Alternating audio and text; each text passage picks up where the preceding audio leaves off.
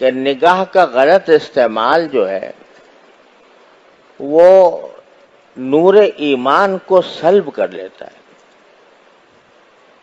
اللہ بچائے. ایمان کا ایک نور ہوتا ہے، عمل صالح کا ایک نور ہوتا ہے،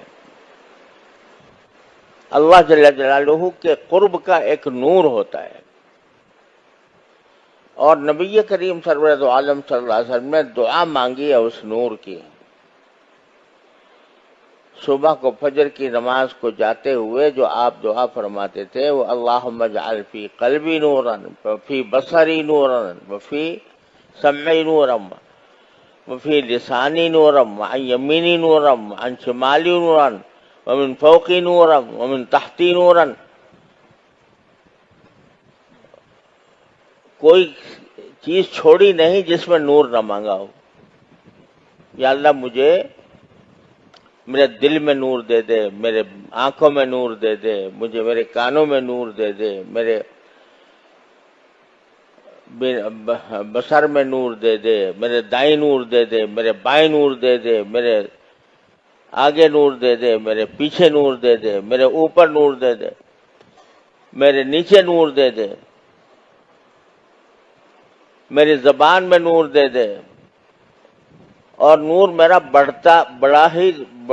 بڑھاتے ہی چلے جائیے. وَعَظِمْ لِي نُورًا.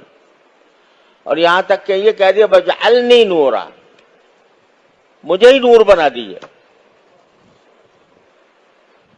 کیا ہے یہ؟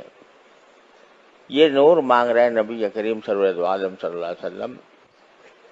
یہ کاہے کا نور؟ ایمان کا نور، تصدیق کا نور، قرب الہی کا نور، تعلق مع اللہ کا نور.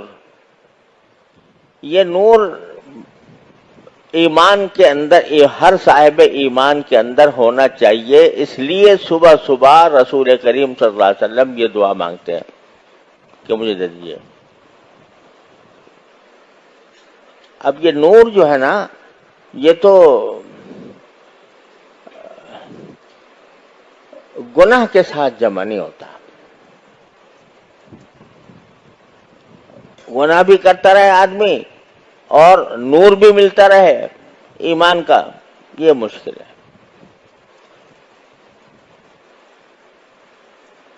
حضرت امام شافعی کا کہ شعر مشہور ہے کہ کسی نے شاگرد نے کسی استاد سے کہا، خود امام شافعی نے اپنے استاد بکی ابن جراح رحمۃ اللہ علیہ سے، امام شافعی کے استاد ہیں بکی ابن جراح، اور وہ امام ابو حنیفہ کے شاگرد ہیں. تو ان سے کہا کہ مجھے کچھ حافظے کی تقویت کا کوئی ذریعہ بتا دیجیے،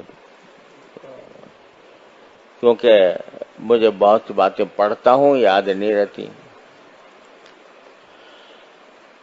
تو کہتے ہیں خود امام شافعی شعر میں کہ شکوت الی بقیع سوء حفظی فاوصانی الی ترک المعاصی. جب میں نے کہا میرا حافظہ کمزور ہے تو حضرت بکی نے جواب میں کہا کہ گناہ چھوڑ دو تو حافظہ کبھی ہو جائے گا. کیوں؟ فإن العلم نور من الہ ونور اللہ لا یعطی لعاصی. کیونکہ علم جو ہے یہ اللہ کی طرف سے ایک نور ہے، اور یہ اللہ کا نور کسی نافرمان کو نہیں دیا جاتا. تو معلوم ہوا کہ گناہ جو ہے وہ انسان کے دل سے ایمان کے نور کو سلب کر لیتا.